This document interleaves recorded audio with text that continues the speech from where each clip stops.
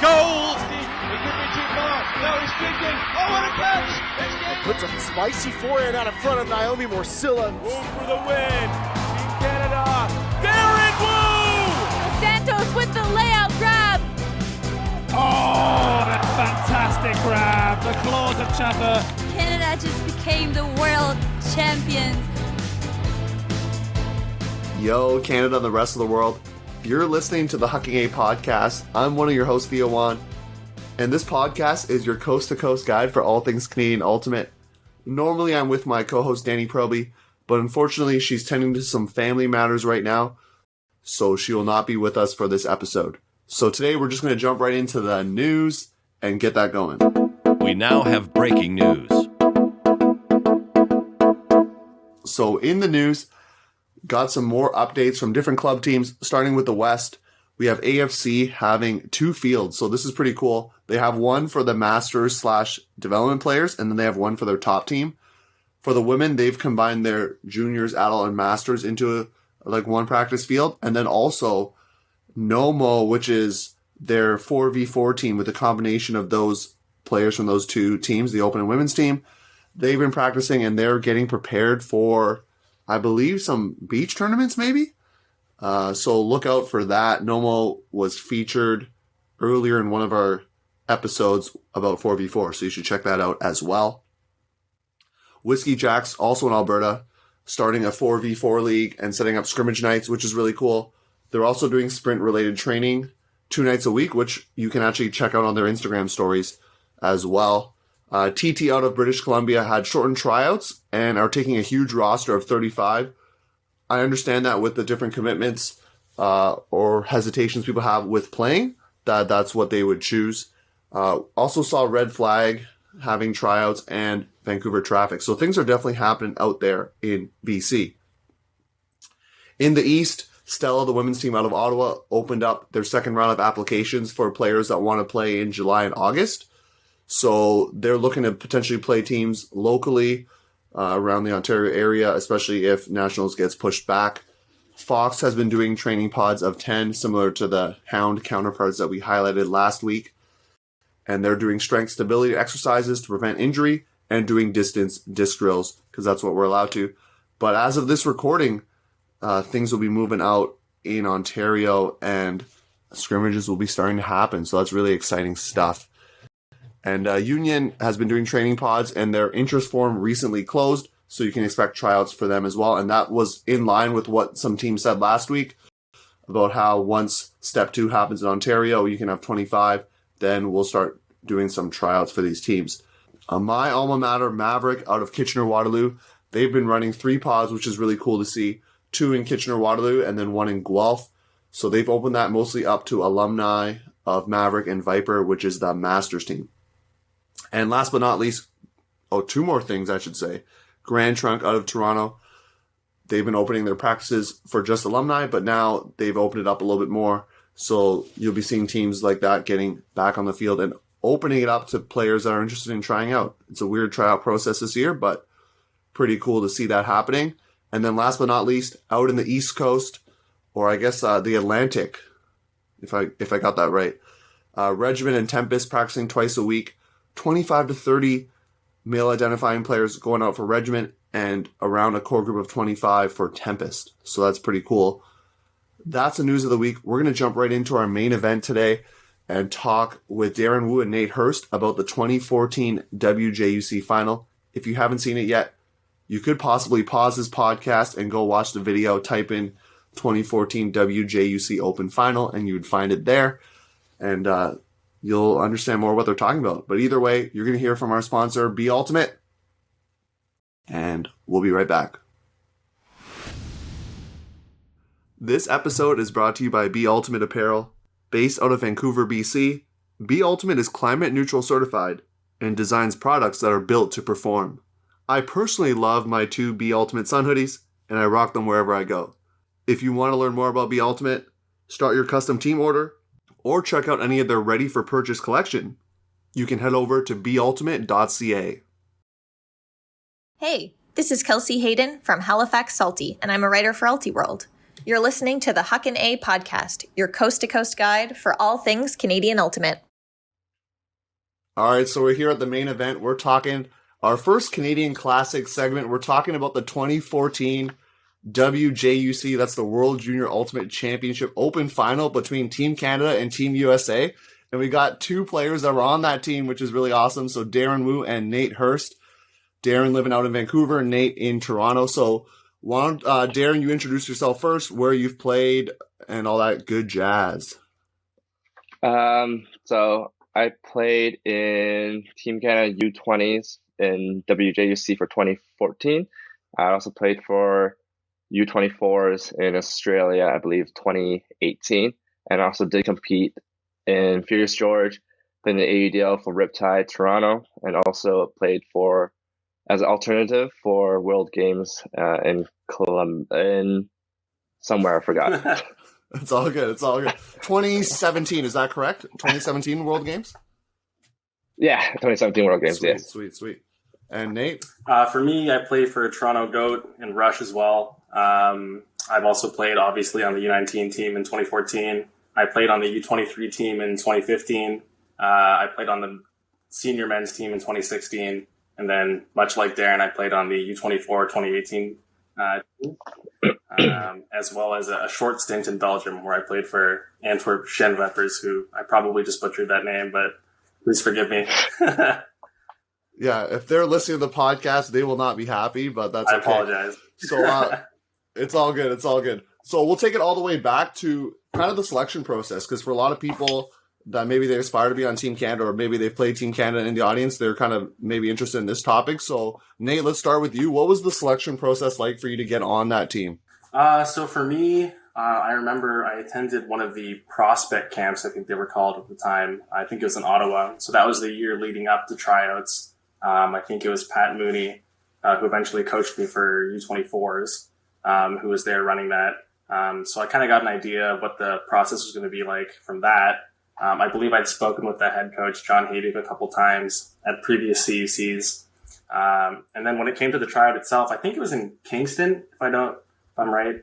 And I remember that the general feeling was that most of the talent lay on the kind of the west side with the Vancouver and Manitoba guys. So the East tryout was going to be the last few roster spots to fill out the roster, kind of like the more unknown side when it came to the coaches.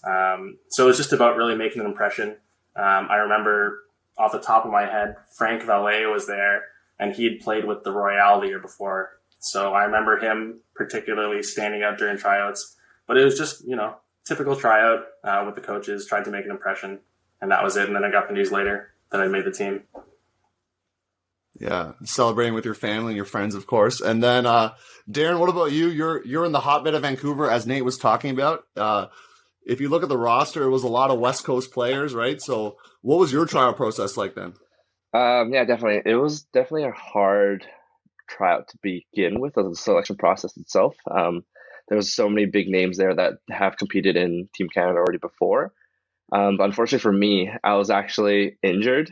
So for me, I actually did not try out per se for the team during that period of time because I forgot what was. I think it was like lower back pain or an ankle sprain, whatever it was. I wasn't able to partake in the actual tryout itself. But leading up to the tryout, I played, I think during the period of time, like I played with John Hayduke on the Riptide, and also he coached me before for the provincial team wildcard year. So he already knew kind of where I was and has that basis of what I can do to begin with. But being in that environment there, like everyone was trying to fight for that spot because no one knew how many people are going to be in the west side, how many people are on the east side. So it's just kind of like you're just kind of trying to get that one side. And having people in Vancouver and also people in Surrey, there was a big, like I'm not like to say tension, but everyone wanted that spot. So it was definitely hard, and also like it was fun to watch, honestly. Yeah, and do you think it helps that you don't get to see the east side like beforehand, because then it kind of gives you that motivation to like go your hardest because you don't know what's happening over there? Definitely, but like I said before, like before that Team Canada tryout, we actually played against a lot of people from the east side, a lot of people from Manitoba, and Winnipeg. So it's just like seeing them compete and stuff. Like we already know like a basis of what a lot of people are going to do. There's so many big names out there, right? So we had like Francis Valet, as what Nate Hirst said, but then we had a bunch of people like Alan Scarth and the Ladymans. Knowing these big names kind of gives us like a drive to almost do better at the Trouts. For sure. And we'll jump into the tournament now. So the tournament's happening, and on the broadcast, they talked a lot about how this was the anticipated final between Canada and the U.S. So Nate, how did the tournament go for you up to that point? Like, what was that like for your team as you were heading into the finals there? Well, it was everyone's first experience being on a national team, so that in itself was pretty unique. Just getting used to, representing the country, trying to play as a unit when we're a bunch of different players from different teams.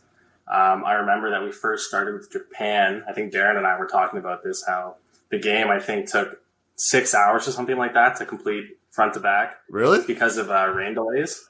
Oh, man. And so we ended up winning that game. We kind of rolled through the bracket, or not the bracket, but our pool pretty easily, trying to tune up our lineups, I think. We kind of played around with who was going to be on O-line, who was going to be on D-line, where people were going to slot in. Obviously, being the national team, you don't really have a ton of time to get used to each other. So we were trying to use those early games as a high seed to our advantage. I remember specifically the one game that came before the finals that I really remember was our game against France, which was the quarterfinal. I think because of the weather, what ended up happening to my recollection, this is a while ago. It's 7 years ago now, which is crazy to think about. I know, a long time. It's a long time. Yeah, I try not to think about it. I think what happened was we were supposed to play an early game, and we were told that was going to get delayed at some point and pushed back. So we all kind of relaxed and, took our cleats off. And I think we got told later on that we actually decided to play the game as scheduled. So we kind of rushed over to the field, rushed through our warm-up, came out super relaxed, a bit too relaxed, and kind of got punched in the mouth by France, who played an amazing game. I think it was really close leading into the end of the game, and I think we ended up breaking a couple times to take the win. But that was a real gut check for us. And I think it was really good in terms of building towards the final. So that's the one game that really sticks out to me. But other than that, it was smooth sailing for us. Mm-hmm. And I know there was some controversy with some accommodations as well as some stuff with the fields. So maybe we won't go into the accommodation stuff. But in terms of the field conditions, even if you just watch the broadcast, which I highly recommend you do either before listening to the rest of this podcast or after, so you can kind of really understand what they're talking about here. But Darren, what were the conditions like when you were playing out there? It was a little bit wet. I don't think it was raining per se, but the fields looked like they were kind of beat up as well, right? Yeah, the fields were definitely. It was raining the game before us, so during the women's side when they were playing, when Team Canada women's versus USA women's, that it was pissing rain. It was beat up, and you could see during some of the few points, you could see people sliding around. I definitely had some few slips here and there during the games, but So, but then besides outside of that game, the fields were amazing. Even though there was thunderstorm half the time, but the tournament fields were good. But then the final games was it was a different element. But being from Vancouver, dealing with rain every single day, it was honestly pretty normal. Yeah, you're probably used to that. But maybe something you're not used to though was, rewatching the game in preparation for the podcast. They talk about your name a lot there, Darren. So. Mm-hmm. Was that something that you noted during the tournament that other teams were game planning for you or hearing your name buzzing around the tournament? Was that something you kind of paid attention to at all, or what was that like kind of pregame? Not really, to be honest. When I was there, a lot of the times I was just basking in being able to compete for Team Canada. And I know a lot of times I even talked to some of the USA team members after the match, after the finals match, and honestly, they had no clue who I was, which is dope, which is awesome. I was just I'm able to use that to my advantage almost, not knowing what I do or even what Nate does. I remember we talked about this briefly before you hopped on. It was for the matchups for the USA, it was kind of everywhere. Mitchell Terrence was on Nate, even though Mitchell Terrence was one of their best cutter defender, yet Nate is our handler. So just like he wasn't really, I feel like they just didn't know who the matchups were, or they just, didn't really care to know who we were. Yeah, interesting because we actually played against the U.S. in a power pool game, I think, that ended up getting canceled halfway through for Lightning. And it seemed like they were kind of trying to figure out, based on their scouting, who they were going to put on who. But when the time came for the actual final, it seemed like they were still kind of workshopping a couple things and figuring out their I also remember that that USA game. I briefly remember it because you were talking about it. I remember Hayden, our coaches and stuff, was like, he didn't want us to show any of our stuff that we did. So we just ran zone the entire time. Ran zone our offense. We didn't play any. We didn't play any plays. We just horizontal. Didn't throw our hands at all. Yeah, I remember that part. That's about it. Yeah, that's a smart strategy there, right? Because obviously it helped you there in the final. And for Nate, like for you, like you said, it's your first national team, but you're playing on the O-line, which is obviously a lot of pressure. So what was that like playing on the O-line for your country, your first ever Worlds there? I mean, it was like an unbelievable experience for me. Strangely enough, our O-line kind of ended up being the perfect representation of what that team was, just because it was such an even distribution of guys. We had like 3 or 4 guys from the West Coast, 3 or 4 guys from Manitoba, and then me from Toronto. So it was just a matter of me I didn't feel pressure in terms of the team. I didn't feel pressure from the stakes. I felt more pressure to prove that I was able to hang with these guys, because I'd seen them, and they had a really incredible final. I think it was in 2013 at UBC's Thunderbird Stadium. And I remember watching that game, and like Darren had a few insane grabs, and all the guys who were kind of featured in this Team Canada were all showing out at that point. So for me, I was just super hyped to get out on the field with them, prove that I was like kind of, worth my salt. So all the pressure really came from inside to show that I could be a contributing member of the team. And it just felt amazing to be like that in the final as well. For me, like I came into the game, actually, funnily enough, going into the game in the semis, I was really, really sick against Germany, and I ended up I was vomiting all night. I had a really high fever. Oh, no. And John came over to my parents who had just arrived to come see me play, and he asked if they could take me to basically quarantine. This is pre-COVID times. To quarantine in the hotel with them, just to basically keep me away from the rest of the team, to not get the team.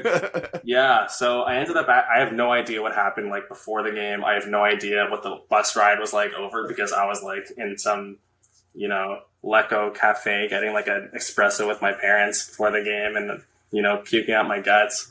But for me, that it's a crazy experience. It's something that like I can't believe happened, but that was the lead up to the game for me. So the pressure was all from inside, and also I guess from my digestive system. Yeah, maybe some of the Italian food you're eating or something there causing some issues overseas there. But we'll jump into the game now. We did a lot of the prep work, so we won't go through every point, obviously, but the first couple points, you both are on O-line, so you're not playing, but the team comes out and gets 2 breaks right off the bat. So, Darren, what's the team feeling like at that point, especially on the O-line, seeing your D guys get 2 breaks right away? Like, we were super hyped, because then our D-line was what made our team during this entire tournament. Like, O-line, we honestly didn't really get to play much the entire tournament, because our defense was just killing it. So seeing those 2 breaks, it really hyped us and gave us that momentum to honestly finish in that game the entire tournament. So because of our D-line, that's what makes the O-line much better, right? We go out more relaxed, knowing that we have a little bit of a more gap, and then kind of just going into it, knowing that our D-line's going to come right back out and get another D for us again. And even seeing the game back there, your D-line was especially tall, I felt like, compared to your O-line. Like, and especially the U.S. team. I know that was noted on the broadcast as well. But is that something that was, like, purposeful, you think? Either of you could answer this, like, from the coaches to kind of put most of the tall guys on the D-line at all, or what do you think about that? Yeah, I don't know if that was a strategic decision. We did have a really strong zone that we were working on a lot leading up to the tournament. And we had guys like we had Trevor, we had Dozy, we had Nick DeKisto, we had Matt Ladyman in the cup, and they were just like such a presence around the disc. So I don't know if that was a strategic thing on purpose to put all the tall guys on D-line, because Darren was really our only real tall guy on our O-line, as you can see in the game. Hugh 6 foot. Yeah, Hugh probably the handler. But yeah, I don't know. It felt so good to see them get those 2 breaks. And like Darren said, it just made our job so much easier to play with, being able to be relaxed and throw those hucks and stretch the field like we did and not be worried about having to get the disc back and that sort of stuff, like putting ourselves in a hole. Having that buffer was like, it felt so amazing. And I'm so thankful for our D-line for doing that for us. Yeah. Big shout outs to the D-line. And we'll cruise all the way to half here. It's a weird scoring system back then to 17, right? Kind of interesting because I think most are now to 15. But you're at half 9-7. So what's the team feeling like? Obviously, like we've talked about multiple times now, the game was 7 years ago, so you might not remember exactly what was said. But what was the halftime vibes like for your team there, being up 9-7? I feel like it was just overly confident the whole time. I always felt super good about our group. I think as soon as we went up those 2 breaks, I don't remember for the rest of the match feeling like we were going to lose. It was one of those things where we just kind of got the momentum out the gate. We came out really strong. And after that, I wasn't really too worried about it, to be honest. I know they tied it up later, but for the we'll get to that part. We'll get to the good stuff. I felt really good about it. I don't remember. I mean, like you said, it's 7 years ago. Who knows what they said during the match? But I think when it was 9-7 at the half, we were feeling pretty good about ourselves, and it was just it was the cookie cutter stuff that every team hears. Just like pedal on the metal. There's not much more to say beyond that. Yeah. And I think, Darren, were you feeling the same? I think for me, honestly, I don't remember anything that happened during the half. Honestly, just like that part, I don't remember whatsoever. But the part that I did remember, I think we briefly talked about this during halftime also, was so right before we went out on the field to warm up, the girls team, they just finished. And then also make sure to check out the women's team also. It was a dope game. But after seeing them lose and then them walking back up to where we were to get change or whatever it is, like I think that kind of image got stuck in my head the entire time. Like you could tell that they were trying to put a brave face on and like tell us the good luck to go forth and go out there. So a lot of times, like I'm thinking just like, oh, like we're not really only doing this for us, we're doing this for them, we're doing this for the Canada Ultimate community. So seeing that there kind of made me realize like, oh, like this is it. Like this is what we have to do. This is like something we have to kind of break through. And honestly, during half, I think a part of us, I forgot who I was talking to or someone I was talking to, but we were saying like we're going to do it for not just us, but do it for Canada itself and also for the girls team, because like they were killing out there the entire tournament and really just not almost shouldering the entire nation on our back. And like to some that maybe like that make big words to some that make them cave, and buckle to the knees. But I think for us, I don't know if Nate will agree with me on this, but it makes your chest proud. Like it makes you have that confidence. Is like, oh, like crap, I'm gonna go out there, I'm gonna destroy anyone that's on me, kind of type thing. And like I think that's what going into that half was what was really about. That's what fueled Darren to make that insane catch. Sorry, spoiler. That was the fire inside. And what would you say was the relationship between like the open and women's team there, like during the tournament? Were you going to each other's games, or are you most likely playing at the same time? What was that like? I think actually that France game that we were talking about, I think the reason why we actually played the earlier game was so that we could get to the field to watch the women's game against, I think it was Colombia. So I feel like as much as we could, we tried to watch each other's games. I don't know if that's 100% true. It was a long time ago. I like to think that we would have tried to get to each other's games. But I remember a few of the games watching them. for sure. And for the most part, the training camps leading up to the tournament were hosted in the same cities with both teams. So there is also a camaraderie built between those two for sure.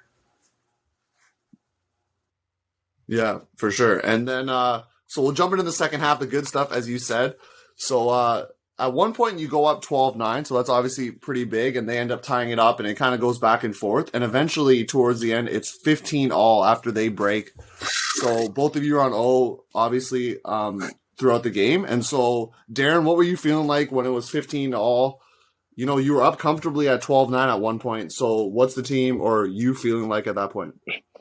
Honestly, for me, a lot of times when I am on the field, you know the saying where people say it's just like 0-0. So like you don't have to really worry about the score. But to be fair, like me, honestly, I don't think I knew what the score was. Like I had no clue.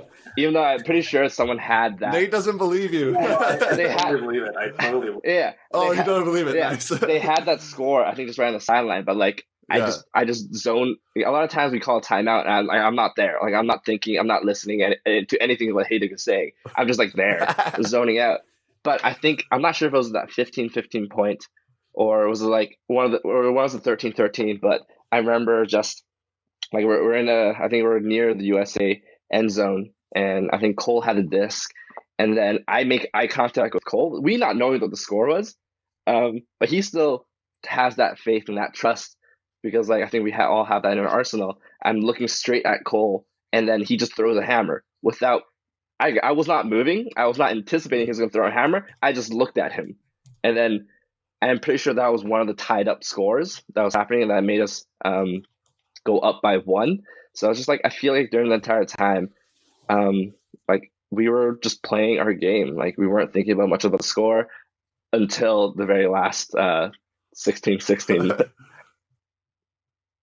Yeah, Nate, would you say that was the same for you? Yeah, I'd say so. Funnily enough, I feel like a lot of the reason why the game was close, I made a couple mishaps, let's say. I think I had 2 throwaways during those break points. So I will take at least some of the accountability for that. In my defense, I was really going through it with that flu. You were. I'm going to say that's my flu game. Yeah. The Michael Jordan flu game is what you're saying. I don't know if that's cold water, but yeah, I know I had 2 throwaways. So the game, honestly, I honestly do feel like it shouldn't have gotten to that universe point. I don't know if that's a controversial statement, but I don't know. It definitely got a little bit too close for comfort, but luckily we had Darren here to take care of business. I think what my favorite moment for Nate was, I think on the USA threw a huck and it went to the back of the end zone. And then Nate was walking back to go get it. And he stares right dead center at the camera. And then he just like, and then he like, I don't know what it's called, but he blows his, what did you say what it's called? Like he blows his tongue. He blows like a raspberry straight into the camera. In the middle. And then I threw a huck to you right after. Yeah. As soon as I did that, I turned around and I threw a huck to you. Right in the middle of the game, looking straight at the camera, he goes, and then I was like, none of us saw this until afterwards. And I was like, of course, yeah. I think during that period of time, I was thinking like, Nate, like what the hell were you thinking? Like what was going on in your mind there during your time? It was just a fever dream. It was just a fever dream at that point. No. For sure. And yeah, Darren, you spoke a little bit about the zone earlier, but definitely both of you are probably feeling that at double game point. Everyone's favorite words, of course. I noticed in the broadcast, rewatching this, the coaches come talk to you on the line. So Darren, are you zoning them out at that point because you're just so like focused in on the game? Like, what's that like? Because I know you mentioned that earlier. I think because Nate and I talked about this briefly too. It was a scary moment, honestly. Like I would have been zoning out if like Haiti didn't do something out of the ordinary. So him, John, and Mike, who are assistant coach during that period of time, they both walked up to the line, and then John had this big ass smile on his face, which is like, I don't know if you've ever seen John. He's a scary dude. Like he has like pure white eyes that just like piercing through your heart. He's a big guy. And imagine universe point, him just walking up to you with a giant grin on his face, and that was like my most memorable, like him being there. And what he said to us was just saying like, this is fun, like this is relaxing, like this is like why we're here for, and like this is what we all worked up towards. And then he drew out the play, and the rest is history. Yeah. Nate, same thing for you or what? Yeah, just overall, it was one of those feelings where I think the seven of us looked around at each other and we were like, holy, this is crazy, huh? Because at the same time as, there's bunches of people out in the stands, yelling. There was a huge USA contingent in the stands. I think we just looked around at each other and were like, wow, this is a once in a lifetime opportunity. This is something that, we may never see again. So, let's go out there and have fun. And I know Hugh, who's kind of like our spiritual leader of the team. Still is. Yes, he tends to. Still is, yeah. Same as Hayden, just, looks around and said, we're having a great time. We're all friends here. Let's get the job done. So that was it. Yeah, and for those who've never played in a stadium like that, or for Team Canada, like myself, what is like, the noise is loud, but are you trying to cancel that out as much as you can? Are you even noticing who's in the stands? Like, what's that like? No. Can you kind of give us a picture of that? Like, what's that like? My whole family's in the stands. Didn't notice them at all. Didn't notice the people. Didn't notice the wind. Didn't notice the rain. Didn't notice the beautiful vista that was around us. I mean, it was an incredible place to play at, but in that moment, it was just, the seven guys in the field and the disc, and that was it. Yeah, that's that'd be just cool to think about, like, experiencing. So for those in the audience, if you're trying to make Team Canada, we're going to talk to Darren later about this, about some advice. Darren's going to give some advice on how to make some teams there. But really high, really high. So obviously the iconic grab, it's actually in our podcast intro, so we got to give a shout out to that. So Darren, you go up and make this grab. What are you seeing as you're cutting in that play? You knew this question was coming, so kind of talk us through the play. What were you seeing there? So a lot of times, because when we run Air Canada, and that was the play that was being run in the final play, there's Cole and there's Scarth. They're both our initiator and our continuation. The funny enough is that we actually ran that same exact play the very first point of Japan. So we ran our AC during the free period time, and it happened at the same time. One thing what happened was Cole was wide open. Cole was wide open. It's noted on the broadcast too. They're like, Trevor's open downfield. Cole was wide open. So me making eye contact with Scarf during that period of time, and then seeing Cole come under for that ginormous gainer if he had hit him. But me playing with Scarf in the entire tournament, it was like we had that connection the entire tournament from the very first play of playing against Japan to the very end of it. But from what I saw was I had space. Like, I had space to take care of. Cole was filling under. Scarf had the disc.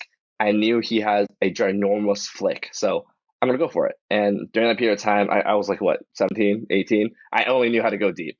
I'm like, he knew I was not coming under. So feeling that him trusting me, honestly, like, I didn't know Terrence was on me until like afterwards, but kind of like zoning out the same thing, right? But seeing all that happen, seeing like Cole come under, seeing Scarf happen, kind of waiting for that moment to kind of just strike. Didn't think Scarf would actually throw it, but he did. And like, yeah, so like I felt it could have been done easier to Cole and to Scarf, but definitely it was something to see on the field. It was definitely interesting, yeah. It was worth it. Nate, you're obviously kind of in the, I believe, probably either on the backfield or on the left side of the stack there. So you're seeing this all take place. Like, what is going through your mind in those like split seconds as the throw is going up? You're like, oh no, or you're like, oh yeah. Well, I remember the play call. So it was AC, which is like a super typical Canadian play for any Canadian team, just a side stack isolation play. Knowing that it was Alan Scarth, Cole Keffer, I knew that someone was going to get open at some point. So I was kind of just putting myself out of the way on the far side in case, I needed to get a reset for someone. But honestly, as soon as Alan got that disc under and he turned upfield, I knew he was going to throw it because I know that Alan's just nuts. Him and I played against each other in the 13 Canadian high school championships. So I'd seen him before. I'd seen him against the Vancouver guys in the finals. I knew that he was kind of insane. I knew he was going to turn and just kind of huck it. So as soon as it went up, I felt great, to be honest. I was following up the play. I was super far away. But as soon as Darren went up and I kind of saw where the disc was, I knew that was going to be curtains. Curtains, so I like that. Yeah, so you catch a disc, Darren. Nate, you're celebrating. What was the celebration like? Obviously, keep it a PG. We'll say PG-14 as best as you can. But what was the celebration like there, both at the fields and then back home? Oh, dude, at the fields, when I caught that disc, like I had no clue what was happening. I literally, if you watch the clip, like people make fun of me for this for still. I don't know why, but I ran away from every single dude that tried to grab me. I had no clue why. Trying to grab it so bad. I was like, I don't know. Like it was just adrenaline, like full on just adrenaline. I had no idea where I was going, to be honest. I just ran. And the thing is, like, people ask like, "Oh, why didn't you keep the disc?" Because I threw it. I threw it away. I had no clue where it went. But they're on the field. Like after all that had happened, it was just like insane. It was just insane. Like Team Canada hasn't won, hasn't beaten USA in the finals in I think like almost 20 years. So being able to be I think it was like So being able to be part of that like history that was made there, like it was definitely very, very amazing to be part of. But seeing the crowd cheer, like hearing like afterwards, I started hearing they started cheering like my last name. I don't know why. It must be a fun word to say, but it was just like they're just chanting woo woo woo woo. So it was just like hearing that at the very end kind of just made me feel like ecstatic. And if you watch the clip, like the game at the very end, I do this interview, and I'm speaking nonsense. Like I'm repeating the same thing. That interview is classic. I'm just gonna say that interview is a classic. Darren has no idea what's happening. John has no idea what's happening. Just like I'm speaking like the same thing 10 times in a row, and like that's how I sum it up. No clue, just ecstatic, and just happy to be there. Yeah. I can't speak at all to what happened after because I went back to the hotel with my parents. So I heard that there was like an awesome party back at the dorms, but that's all hearsay. Actually, I have input for that too. No. It's coming back to him. So I actually don't know what happened that entire night. So what happened? Not meaning that like I was just messed up. It was we got back, and the thing is like I had just gone through some personal life stuff that happened in the very beginning of the tournament. So when we won, we were all just like having fun, partying with like even like during their accommodation. There's a bunch of other teams just around us. Like I mean, I know New Zealand was there. They're super accommodating, super dope guys. I think Germany was there. Just like a bunch of like teams that were just all within the we like to call container like shipping containers. The name is just like being there. But I was going through some personal stuff, so I actually went to sleep. So I had no idea what happened until the next morning. I woke up, all the beds were outside. I remember Gil Banoon, he made a tent out of his bed frame, and he was like in the bed frame somewhere, just asleep. And then, so I had no idea what happened, and then so that was my celebration. Like I went to bed, I rested up. So what you're saying is both of you are the wrong people to ask because both of you were not in the festivities. Definitely. It's like I don't think he remember either. Yeah, but honestly, like I don't think he knows either. Getting back to Canada, it was like unreal. Like everything felt like a dream. Everything felt like it never happened to begin with. And going through, I think when I came back, going through my Facebook. My face was blowing up during a period of time. And I especially remember this one video, Tim Sang, who plays on Furious George right now, he filmed his reaction of him watching our play. And then, I don't know why I remember this so well. It was just him, and he was like listening to it, and he was like, go to Darren, and it went up. And then he just went nuts. Like, it was awesome to see that, like, it wasn't just us enjoying that moment, but also the Canadian ultimate Frisbee scene. Like, everyone was enjoying that moment just as much as we are. Yeah, I mean, that's a moment to remember. And from what I recollect here, the last gold medal that the Open team has won at either the U20 or U24 level. Is that correct? Well, I think we've been on all the teams since then, except for the most recent one. I think that's true. So the women's team. Unfortunately, I know. Since we both had Give you a little down. I think the women's team won 1 year after that. Yeah. women's won in 2016. Yeah, we're gonna and for those in the audience, we're gonna definitely cover that game as well and get some of the key players from that team on so we can celebrate some more Canadian success.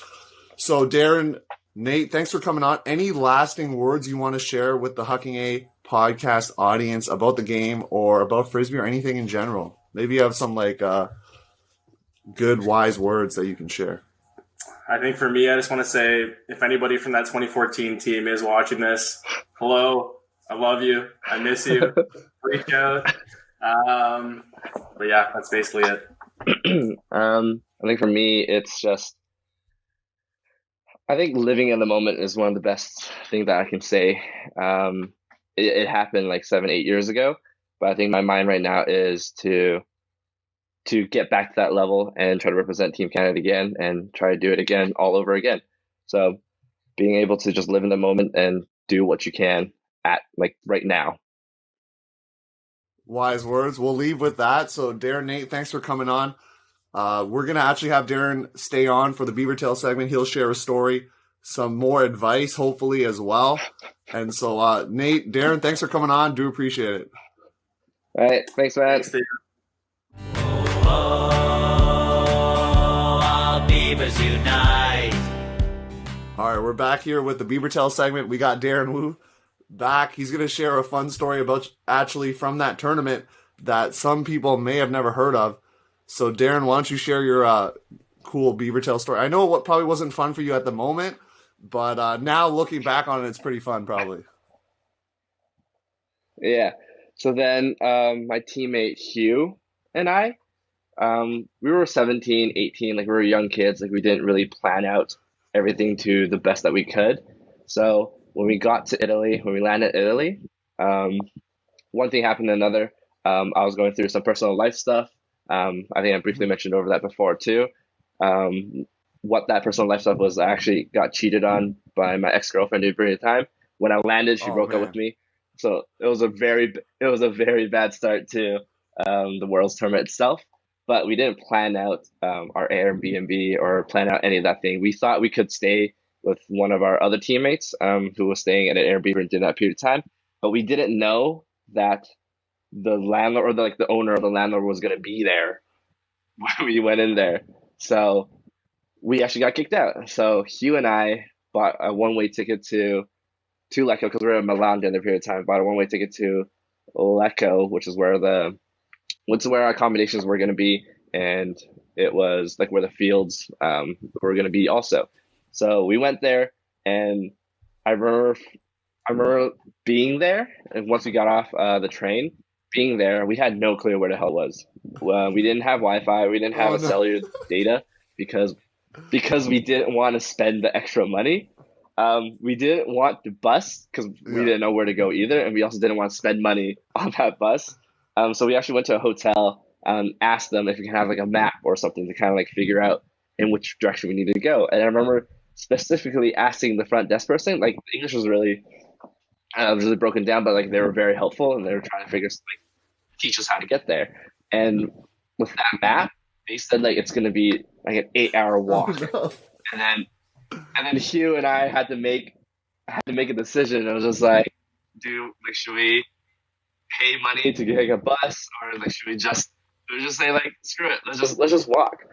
And we decided to walk.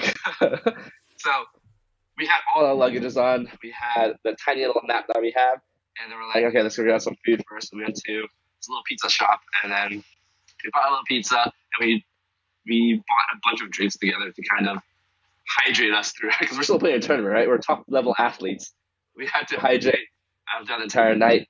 And then once we finished eating, had our bottles of drinks or Gatorade, whatever it was, we left the place. And a few, 10, 15 minutes later, Hugh actually loses the map. So the one navigation system that we had towards the field was gone because Hugh lost it. And then we were going pretty crazy then during that period of time. Like we didn't really have enough sleep. We just got like a flight. We had to carry all our luggage. It was hot during the summer. So then we had to kind of man up and ask people like, oh, like, where should we go? But then we were scared. It was like I guess like he was half Asian, like two Asian kids who is in the middle of Europe, not knowing where anything is. So we decided to talk to like these parents with like a little baby, just to make sure like, we're safe about asking where they are. So we asked them, like where is this? Like they really helped us best and kind of pointed in the same direction. And I remember walking, and then I look up in the sky and I see like this like little light that was up in the air, like this like shiny glimmering light. And we just went, and I was just like, yo, I think that's telling us to go there. Like we were going crazy during this period of time. Like we had no idea what was happening half the time. We're like, let's go that way, and we just kept walking that way. And then I remember we found like this little, I don't know what it's called, kind of like a little map of the area, kind of showing like like the little park or whatever it is there. And we found that, and we were just reading it, looking at it, and I remember Hugh had to use the bathroom, so he went to the bathroom, whatever it is, and then we were like, oh, we got to go this way. And the funny thing was, where Hugh went to the bathroom, that's literally where we had to be. We walked, like God knows how, like 45 minutes around that building. This was like in the middle of the night already. I walked around the building, and then we got to the place. But to our surprise, because we thought it was going to be like a hotel or like a little dorm area, like, someone's at the front desk. But to our surprise, it was like a sport complex place that was closed.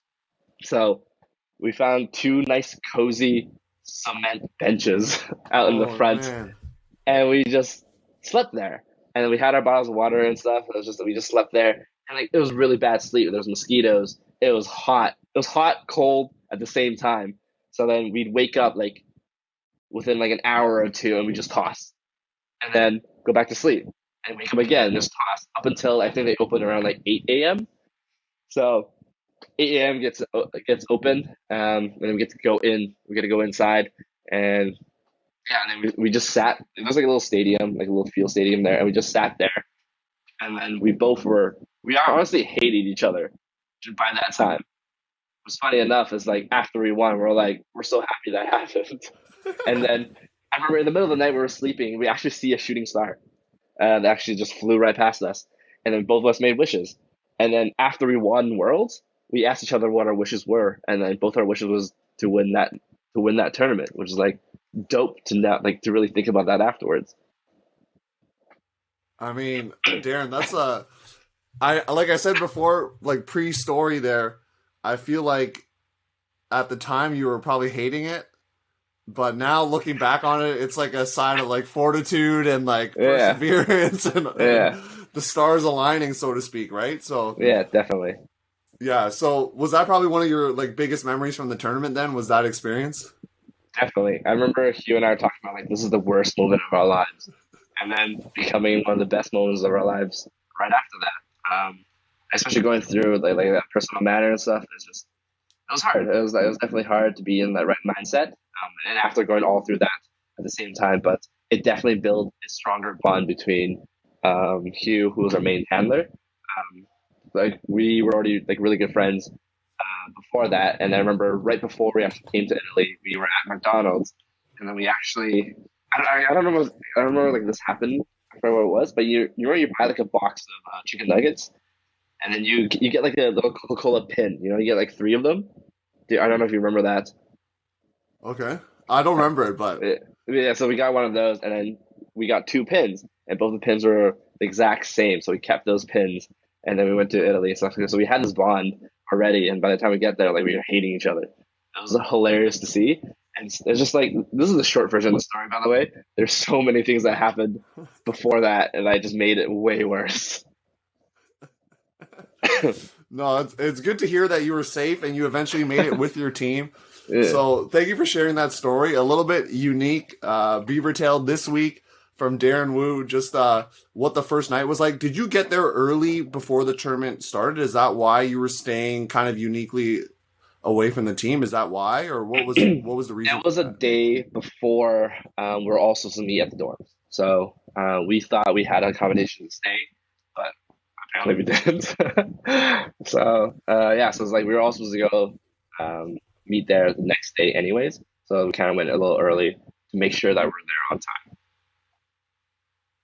Yeah, so Darren, thank you for sharing that story. You can join Darren. You're getting a lot of Darren Wu this week, so you can join Darren in the subscriber-only segment. I'll put him on the hot seat and also get some advice on making a national team, Team Canada, or some other country as well. So if you're a subscriber, definitely hop into that after the episode. Oh, Beaver party tonight.